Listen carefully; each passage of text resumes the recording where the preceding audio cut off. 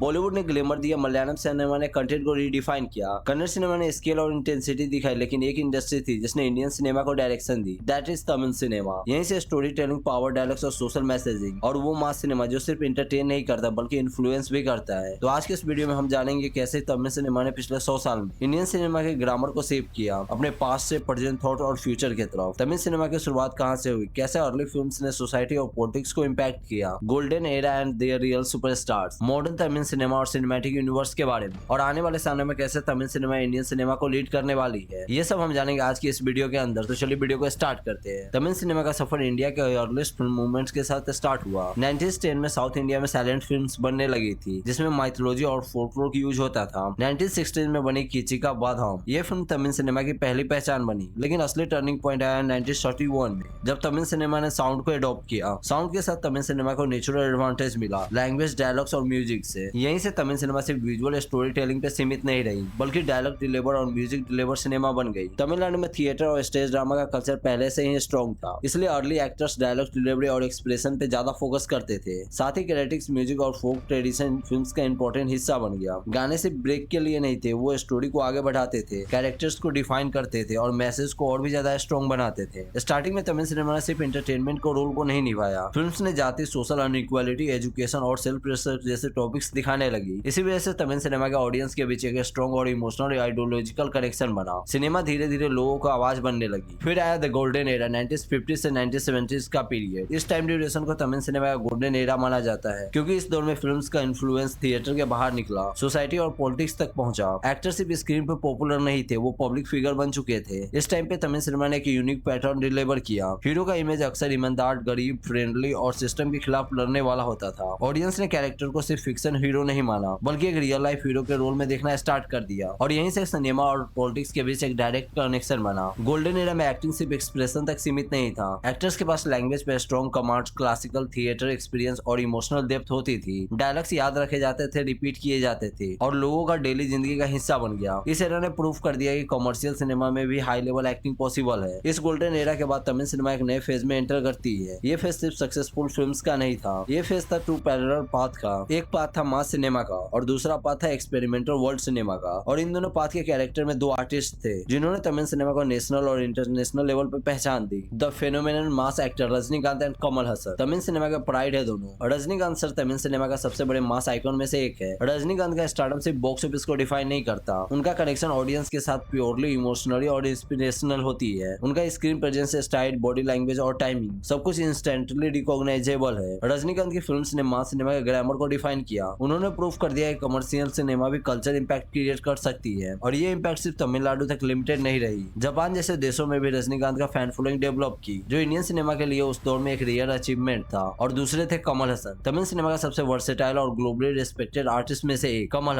हसन का approach acting तक limited नहीं था, वो जितने अच्छे एक्टर थे उतने ही अच्छे राइटर और डायरेक्टर भी थे। उनकी फिल्म्स ने इंडियन सिनेमा का कॉन्सेप्ट को इंट्रोड्यूस किया। कमल हसन ने यह एस्टैब्लिश किया कि रीजनल सिनेमा भी वर्ल्ड सिनेमा के स्टेज को कंप्लीट कर सकती है। उनका परफॉर्मेंस और फिल्म सिर्फ एंटरटेन नहीं करता था, वो सिनेमा को एक्सप्लोर करने की कोशिश थी। रजनीकांत और कमल हसन को अक्सर कंपेयर किया जाता है, लेकिन असल में ये दोनों कंपैरिजन से ज्यादा एक कॉम्पिटिटिव फोर्स है। रजनीकांत ने मास ऑडियंस को थिएटर तक खींच के रखा, जबकि कमल हसन ने क्रिएटिविटी को पुश किया। एक ने पॉपुलैरिटी को संभाला और दूसरे ने इनोवेशन को, और इन दोनों के बैलेंस की वजह से तमिल सिनेमा एक ऐसी इंडस्ट्री बनी जहां मास और क्लास दोनों एक साथ एग्जिस्ट करते हैं। इस सुपरस्टार एरा ने तमिल सिनेमा को स्टेबिलिटी दी, ऑडियंस बेस को एक्सपैंड किया और फिल्म मेकर्स को फ्रीडम दी कि वो एक नया एक्सपेरिमेंट कर सके। इसी स्ट्रॉन्ग फाउंडेशन पे 2000 के बाद नई जनरेशन के एक्टर्स, डायरेक्टर और स्टोरी टेलिंग फॉर्मेट आए, और यहीं से तमिल सिनेमा मॉडर्न एरा में एंटर करती है जहाँ कंटेंट, स्केल और सिनेमैटिक यूनिवर्स एक साथ चलते हैं। 2000 के बाद तमिल सिनेमा एक नया टर्न लेती है। सुपरस्टार्स की एरा स्टेबिलिटी के बाद इंडस्ट्री को नए सवालों का सामना करना पड़ा। ऑडियंस के एक्सपेक्टेशन बदल गई, सिर्फ स्टारडम काफी नहीं रहा, स्टोरी को और ज्यादा ग्राउंडेड, रिवेलेंट और टेक्निकल रीडिफाइन होना था। इस फेज में तमिल सिनेमा ने मास अपील छोड़े बिना कंटेंट और क्राफ्ट पे फोकस बढ़ाया। इस एरा में कुछ ऐसे एक्टर्स भी उभर के आए जिन्होंने स्टारडम के साथ साथ स्क्रिप्ट सिलेक्शन को भी इंपॉर्टेंस दी। उनमें से सबसे पहला नाम आता है थलापति विजय का। विजय ने यूथ को कनेक्ट किया और मास अपील को रीडिफाइन किया। उनकी फिल्म्स ने एंटरटेनमेंट के साथ साथ सोशल मैसेजिंग और मेन स्ट्रीम बनाया। उसके बाद आते हैं अजीत ने हीरो इमेज को अनस्टेबल और ग्राउंडेड रखा। कैरेक्टर डिवाइस, रोल्स और हार्डनेस उनका सिग्नेचर बन गया। उसके बाद थे सूर्या ने एक एक्सपेरिमेंटल और परफॉर्मेंस ओरिएंटेड सिनेमा को पॉपुलर किया। सोशल ड्रामा और इंटेंस रोल्स उनके करियर का स्ट्रॉन्ग फेस बना। और चियान विक्रम ट्रांसफॉर्मेशन ट्रांसफॉर्मेशन और वर्सेलिबिलिटी का सिंबल बन गए। उनके रोल्स ने फिजिकल और इमोशनल एक्सट्रीम को एक्सप्लोर किया। और भी कई सारे इंपॉर्टेंट एक्टर्स थे जिन्होंने इस जनरेशन को प्रूव किया कि तमिल सिनेमा में एक्टर्स और स्टार्स एक साथ एग्जिस्ट करते हैं। एक्टर्स के साथ साथ डायरेक्टर्स ने भी तमिल सिनेमा की लैंग्वेज बदली। सबसे पहले नाम आता है मणि रत्नम का।